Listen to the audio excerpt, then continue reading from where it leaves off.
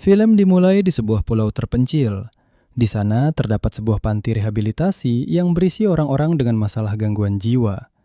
Saat itu salah satu pasien tak mau makan dan kebetulan ia merupakan anak indigo, yang mana ia mampu melihat hal tak kasat mata. Ia pun terus menunjuk ke arah sudut ruangan, dan tidak lama kemudian terdengar ada suara rantai yang terseret di keramik. Kejadian mistis pun seketika muncul.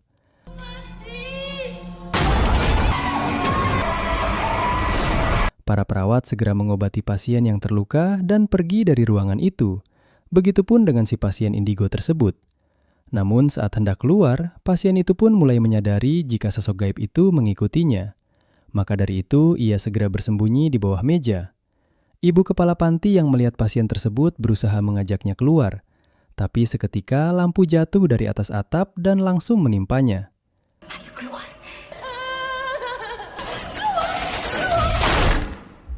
Scene pun kemudian berpindah pada perempuan bernama Dara. Ia baru saja lulus kuliah dan minggu depan akan pergi merantau untuk bekerja. Di rumah itu, Dara tinggal bersama ibunya yang kini tengah fokus membuat sweater untuk Dara yang bertujuan supaya Dara memakainya saat di perantauan nanti. Meski ibunya tampak berat untuk berpisah dengan Dara, tapi Dara tetap yakin akan pergi merantau untuk masa depannya. Namun alasan sebenarnya, Dara pergi merantau bukan untuk bekerja, tapi ia ingin terbebas dari kekangan ibunya yang menurutnya terlalu berlebihan. Saat itu, Dara juga meminta izin kepada ibunya jika besok ia akan pergi liburan bersama teman-teman kuliahnya. Meskipun ibunya melarang, Dara pun tetap bersikeras karena sudah terlanjur janji kepada teman-temannya. Keesokan paginya, sang ibu membangunkan Dara untuk sarapan. Tak lupa, ibunya juga membawakan sweater yang dibuatnya tadi malam. Namun tanpa sepengetahuan ibunya, Dara sudah bersiap untuk berangkat bersama teman-temannya. Ia pun akhirnya berhasil pergi lewat jendela. Dara bersama teman-teman masa kuliahnya, yaitu Noah, Pandu, Lati, dan juga Niki, mereka berniat akan menginap di resort mewah yang ada di sebuah pulau. Dan untuk sampai ke sana, mereka pergi dengan kapal pribadi milik orang tua Noah, yang mana dikendarai oleh supir pribadinya yang bernama Pak Jamal. Selama di perjalanan, mereka berlima banyak mengobrol tentang hal-hal yang terjadi saat kuliah. Mereka berharap ke depannya mereka berlima akan selalu seperti ini. Tak lama kemudian, Pak Jamal memberitahukan Noah jika mereka harus cepat sampai di resort karena Papa Noah sudah menunggu di sana. Kapal pun segera diarahkan menuju resort. Namun hal aneh tiba-tiba muncul. Ada sebuah pulau misterius yang sama sekali tak terdeteksi di GPS. Namun nahas, kapal mereka menabrak pasir pulau itu. Akibatnya, kapal tersangkut dan tak bisa dijalankan. Pak Jamal lalu memberitahukan bahwa mereka semua mau tak mau harus menunggu air laut pasang dulu, supaya kapal bisa terlepas dari pasir itu dan bisa melanjutkan perjalanan. Dan sambil menunggu, ia pun akan berusaha minta bantuan lewat sinyal radio. Niki merasa sangat kesal, karena jam 7 nanti ada acara makan malam. Dan jika mereka telat, maka makan malam itu pun akan dibatalkan. Kelima remaja itu pun berusaha untuk minta bantuan lewat handphone masing-masing. Namun sayangnya, mereka tak menemukan sinyal sama sekali. Dan tanpa mereka sadari, ada sesuatu mengerikan yang sedang mengintai mereka. Selang beberapa lama, bukan sinyal yang mereka temukan, akan tetapi sebuah kapal yang terdampar. Mereka mengira itu adalah kapal milik nelayan karena banyak ikan di kapal tersebut. Akan tetapi, mereka berpikir kembali karena tidak mungkin nelayan meninggalkan begitu saja ikan hasil tangkapannya. Selain itu, Dara juga menemukan sebuah sepatu anak perempuan dengan noda darah. Hingga tak lama dari situ, mereka mendengar suara anak perempuan yang memanggil mamanya. Seketika, Noah ingin menolong anak itu. Niki sempat melarangnya karena mereka tidak tahu siapa sosok anak kecil itu. Namun Noah tetap bersikeras ingin masuk ke dalam hutan dan mencari anak kecil itu. Ia pun menyuruh teman-temannya agar tetap ada di sana mencari sinyal dan berusaha mencari bantuan. Dara yang merasa khawatir kepada Noah, kemudian ikut menyusulnya. Malam pun tiba. Di dalam hutan, Dara bertanya kepada Noah, mengapa ia sangat peduli kepada orang yang tak ia kenal. Noah pun menjelaskan bahwa dirinya kuliah di jurusan kedokteran dan ayahnya pun seorang dokter.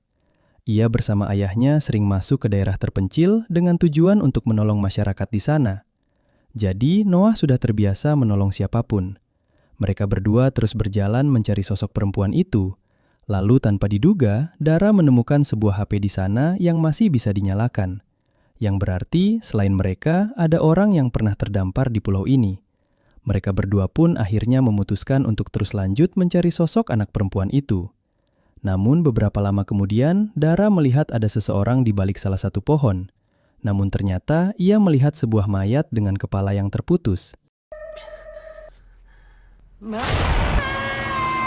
Dara dan Noah pun segera pergi dari sana.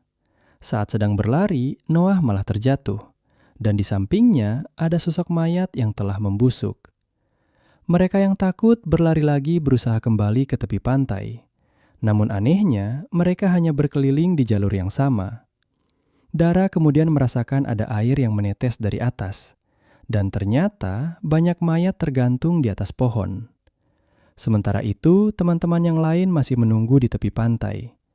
Pandu yang khawatir ada sesuatu terjadi pada Noah dan Dara, akhirnya ia memutuskan untuk menyusul mereka.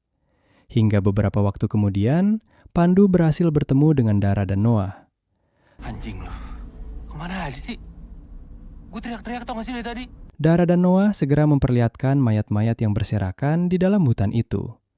Namun Pandu masih berpikir positif bahwa mayat itu mungkin diserang oleh hewan buas.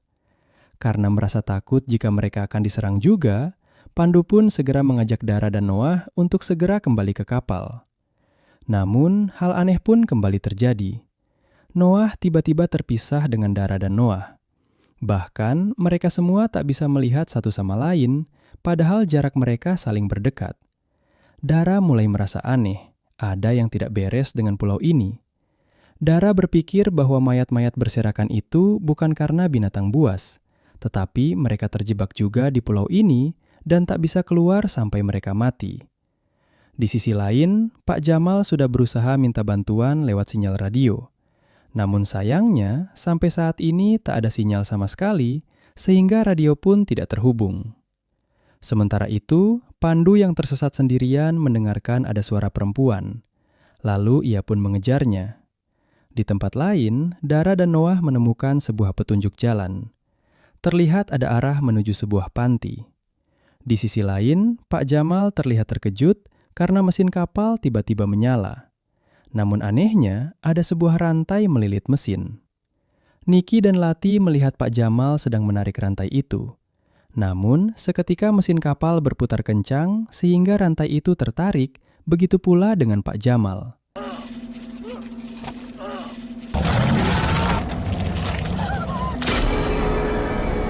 Lati dan Niki sangat terkejut karena melihat kejadian itu.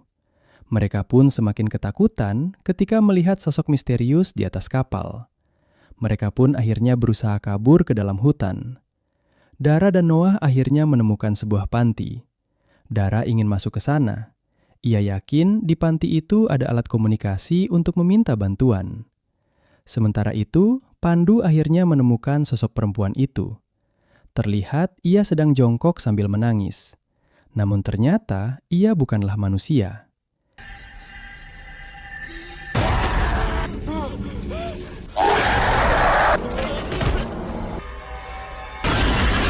Di dalam panti, Dara melihat ada kalender pada tahun 2013.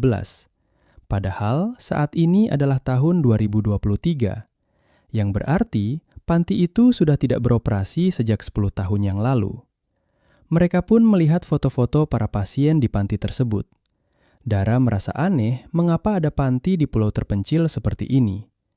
Noah pun menjelaskan bahwa sebenarnya banyak pulau tanpa nama di Indonesia yang belum terdaftar dan sering dipakai untuk 3 hal.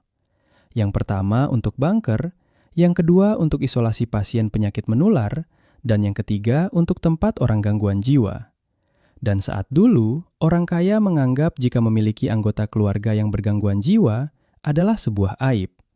Maka dari itu, mereka sering diasingkan ke pulau kosong. Terlihat panti ini sangatlah gelap, tak penerangan sama sekali. Mereka pun melihat ada denah bangunan panti. Mereka berniat akan menuju ruang operator untuk menyalakan mesin genset supaya listrik dapat menyala. Kemudian, suatu membawa mereka ke sebuah ruangan anak. Terlihat banyak gambar menempel di dindingnya. Lalu kemudian, film masuk ke sebuah flashback, yang ternyata gambar-gambar itu buatan seorang anak yang bernama Mala. Dia adalah anak tunggal dari orang tua yang kaya raya. Namun ayahnya sangat keras. Ketika makan malam, Mala tanpa sengaja memecahkan gelas. Namun saat itu, Mala tak mau membereskannya, hingga ayahnya marah besar dan mengurung Mala di dalam gudang. Meski begitu, Mala tetap baik pada ayahnya. Saat mendengar jika ayahnya merasa bosan dengan pekerjaannya, Mala berinisiatif menggambar di dinding ruang kerja ayahnya. Alhasil, ayahnya malah marah besar karena dinding ruang kerjanya menjadi kotor. Tanpa ampun, ia pun menyiksa Mala. Namun ketika itu, sesuatu mengerikan terjadi. Mala menusuk ayahnya sendiri karena ia merasa ayahnya selalu jahat kepadanya. Hingga akhirnya ia pun dibawa oleh ibunya sendiri ke panti ini. Kembali lagi ke Dara dan Noah, akhirnya mereka sampai di ruangan operator itu. Namun mereka sadar bahan bakarnya telah habis sehingga genset tak dapat menyala. Beruntung ada kilang minyak tak jauh di sana dan setelah diisi bahan bakar, akhirnya genset pun dapat menyala. Semua listrik menjadi hidup dan lampu menerangi panti. Di sana ada sebuah speaker, Dara segera menyalakannya. Di sisi lain, Lati dan Niki sudah masuk ke dalam hutan. Mereka mematikan senternya dan berjongkok bersama-sama supaya tidak ketahuan oleh sosok hantu perempuan itu. Mereka berdua mendengar suara speaker itu, begitupun dengan Pandu. Mereka pun berusaha menuju arah sumber suara dan berharap pada pertolongan. Tak lama dari itu, Lati dan Niki mendengar suara teriakan Pandu.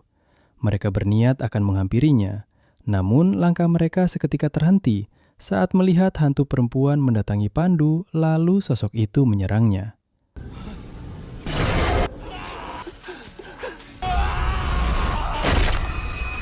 Dara melihat di monitor CCTV jika Lati dan Niki sedang berlari menuju arah panti.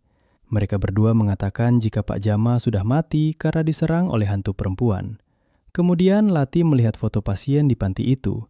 Ia pun seketika mengenali sosok perempuan yang dipercaya telah membunuh Pak Jama. Dan sejak tadi, sosok itu pun mengejar mereka di dalam hutan. Tak lama dari itu, mereka mendengar ada suara ketukan pintu. Rupanya itu Pandu, datang dalam keadaan tak bernyawa. Niki menyalahkan Noah atas semua kejadian ini. Andai saja Noah tidak berusaha ingin membantu suara anak perempuan itu, pasti semua ini tak akan terjadi. Mereka pun semakin penasaran siapa sosok hantu perempuan itu dan apa alasan ia menyerang mereka semua. Mereka terus mencari tahu apa yang terjadi, hingga akhirnya mereka memasuki ruangan berisi dokumen penting. Mereka melihat ada rekaman CCTV saat 10 tahun yang lalu, yaitu adegan di awal film tadi, di mana semua orang penghuni panti diserang oleh sosok jahat itu. Hingga akhirnya, terkuaklah sosok hantu itu bernama Mala. Di ruangan itu mereka menemukan rekaman dokumenter Mala. Saat kecil, Mala dibawa oleh ibunya ke pantai ini. Mala ternyata bukan dititipkan sementara, tapi disimpan di sana untuk selamanya. Walaupun seperti itu, Mala selalu menunggu ibunya datang. Namun setelah bertahun-tahun, ibu Mala tak pernah datang untuk menjemputnya. Hingga Mala akhirnya tumbuh besar di panti itu. Mala merasa sedih, sehingga ia melampiaskan kesedihannya dengan menggambar sosok dirinya bersama sang ibu. Dan pada suatu waktu, Mala melihat teman pasiennya merayakan ulang tahun bersama orang tuanya. Muncul perasaan iri di hatinya. Ia pun berpikir bahwa semua orang harus sama sepertinya, menderita sendirian tanpa orang tua. Di saat itulah Mala menyerang temannya yang sedang berulang tahun dan hendak membunuhnya. Mulai saat itu, Mala diawasi dengan ketat, bahkan kaki tangannya dirantai karena khawatir membahayakan orang-orang di panti. Seorang psikolog memperingatkan Mala, jika ia bersikap seperti ini terus, maka ia tak akan pernah dijemput oleh orang tuanya. Hidup Mala terasa sangat sepi. Setiap hari ia menghabiskan waktunya di ruangan isolasi dengan tangan dan kaki yang terikat. Hingga akhirnya Mala sudah sangat muak. Sekuat tenaga ia melepaskan rantai yang terikat di ranjang. Kemudian ia membelit rantai itu ke lehernya sendiri.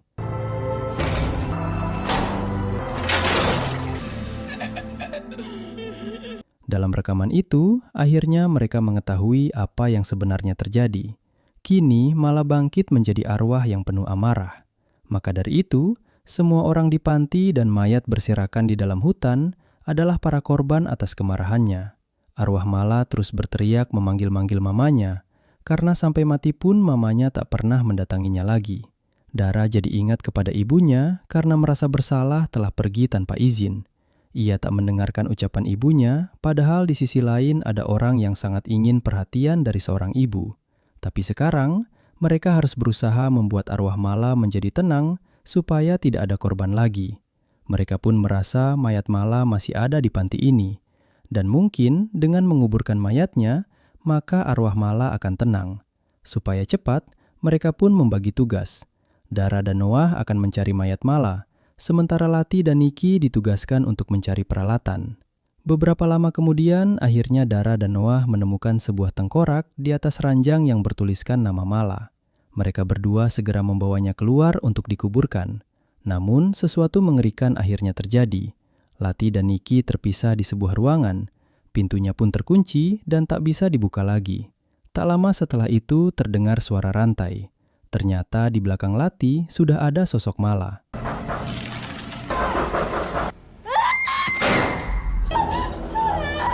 Niki pun berlari berusaha keluar dari panti, namun tiba-tiba Mala datang dan menyeret kakinya.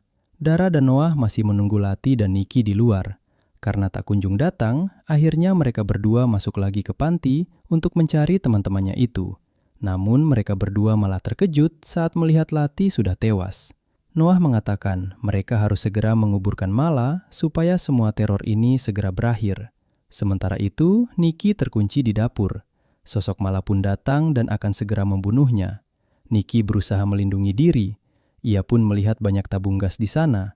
Ia pun segera buka gas itu. Niki marah besar karena Mala telah membuat teman-temannya meninggal. Maka dari itu, ia akan menghancurkan panti yang selama ini menjadi rumah Mala. Namun saat Niki akan menyalakan korek api, tiba-tiba... Gue habisin tempat lo. Gini lo ikut gue ke neraka. Di sisi lain, Dara dan Noah sudah selesai menguburkan Mala. Mala pun marah dan seketika berteriak lalu menarik Noah ke dalam panti. Dara berusaha menolong, namun pintu itu tak bisa dibuka. Noah merasa Mala tak akan musnah sebelum panti ini dihancurkan. Saat itu juga, Noah mencium ruangan dipenuhi oleh gas. Ia pun segera meraih korek milik Niki dan seketika menyalakannya.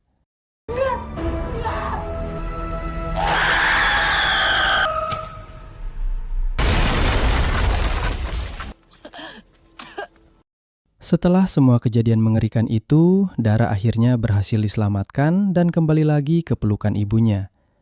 Beberapa hari kemudian, Dara mulai menjalani aktivitas seperti biasanya. Namun, ia tak melanjutkan rencananya untuk merantau. Ia menjadi ingin selalu dekat dengan ibunya. Namun, hal aneh terjadi kembali, di mana Mala selalu memanggil ibunya dengan sebutan ibu. Tapi kini, ia menyebutnya dengan sebutan mama. Dan ternyata yang kembali bukanlah sosok Dara, melainkan sosok Mala yang telah berhasil masuk ke dalam tubuh Dara dan mengambil alih jiwanya. Film pun selesai.